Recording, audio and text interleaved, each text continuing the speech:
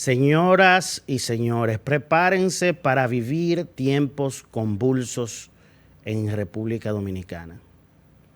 Y no me refiero a la compleja situación económica global, con un tercio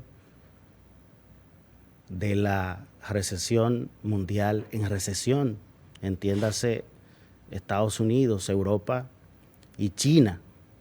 Recesión o desaceleración económica en algunos casos. No me refiero a eso. Me refiero a inestabilidad política. Desde el año pasado yo vengo diciendo, advirtiendo de buena fe, que si a la compleja situación económica le sumamos inestabilidad política en República Dominicana, todos vamos a perder.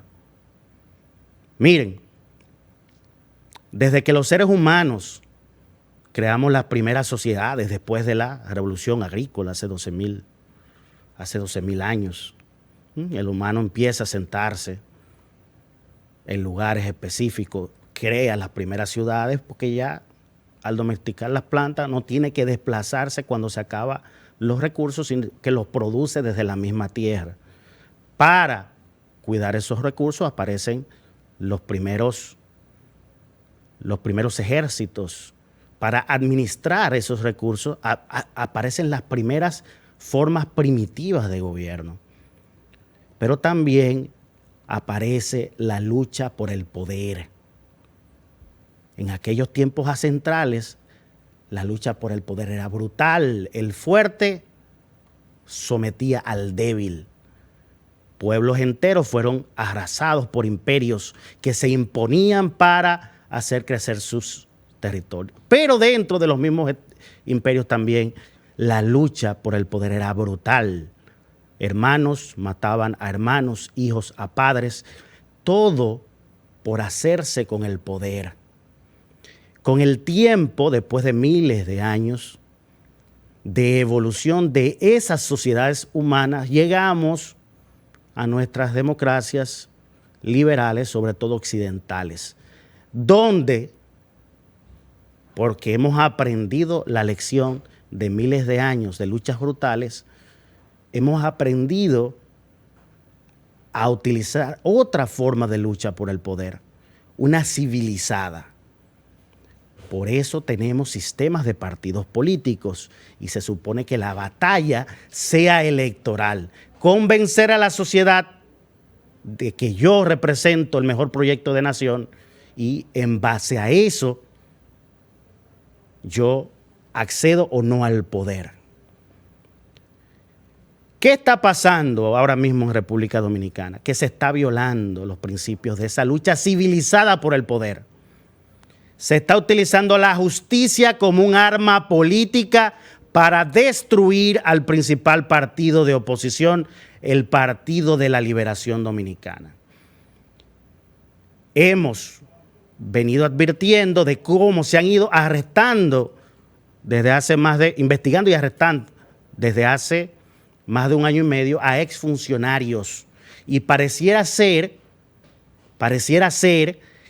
que es muy evidente el sesgo que hay de perseguir o investigar solamente casos de corrupción que involucran o que supuestamente involucran a exfuncionarios del Partido de la Liberación Dominicana. Es demasiado evidente y los últimos arrestos conllevaron a arrestar al ex candidato del Partido de la Liberación Dominicana, Gonzalo Castillo, sin haber sido citado nunca, sin nunca haber mostrado algún tipo de peligro, de intención de querer sustraerse a un proceso, a un posible proceso de investigación en su contra, y así con otros arrestados, como es el caso del ex ministro de Hacienda, Donald Guerrero, y también del ex ministro administrativo de la presidencia, Peralta, José Ramón Peralta.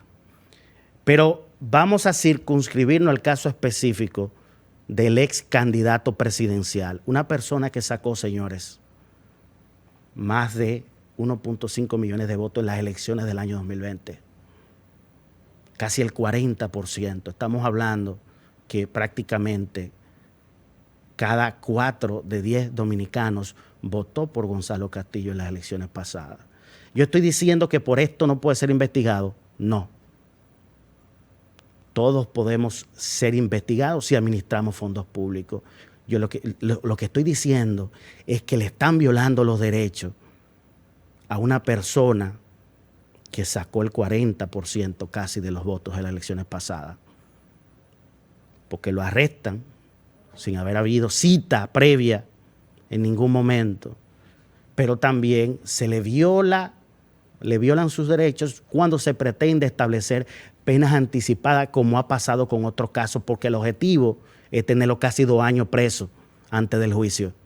Ese es el objetivo, porque lo hemos visto con otros casos de corrupción administrativa que involucran a exfuncionarios o relacionados al principal partido de oposición. Evidentemente, Gonzalo Castillo es un preso político, y lo digo responsablemente.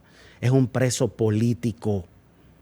Para investigar a alguien no tienen que violarle sus derechos. Y la preocupación por esta situación es que en todos los países donde se utilizó la justicia como un arma política, han terminado pagando todos. En un principio los perseguidos, pero a la larga terminan pagando también los perseguidores. En países como Perú, en países como Brasil. En Brasil, lo que ejecutaron, la cruzada contra la corrupción, contra el expresidente Lula da Silva y el Partido de los Trabajadores, terminaron desacreditados porque se demostró que violaron las leyes para meter preso al expresidente. Hoy Lula es nuevamente presidente de Brasil. Pero ¿qué pasó con Brasil también? Que al desprestigiarse la clase política se coló una tercera vía, un populista llamado Jair Bolsonaro. Resultados: crisis económica, social y política en Brasil. Con la pandemia del COVID, Brasil es el segundo país con mayor cantidad de muertes por COVID, porque tenía un presidente, este tipo, Jair Bolsonaro, que decía que eso era una gripecita. Y están buscando enjuiciarlo por eso. Entonces, en República Dominicana hay un grupo de personas que no sabe de qué va la democracia. Giovanni Sartori, cuando definía la democracia, hablaba de 3 tipos de democracia. Democracia política, está clara; democracia económica, tiene que ver con mercados y empresas; y la democracia social. Pero decía Sartori que la primera definía las demás. Lo político define lo económico y lo social. El crecimiento económico que ha exhibido República Dominicana en las últimas décadas, a pesar de COVID, a pesar del impacto de la guerra entre Rusia y Ucrania, es gracias a que ha habido estabilidad política.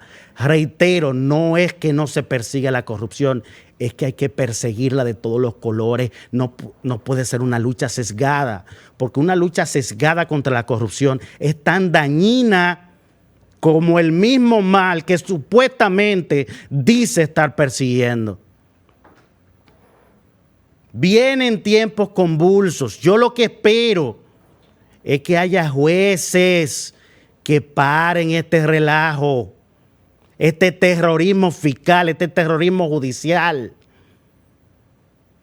Señores, se está hablando al ex candidato, lo apresaron por financiamiento ilícito de campañas electorales.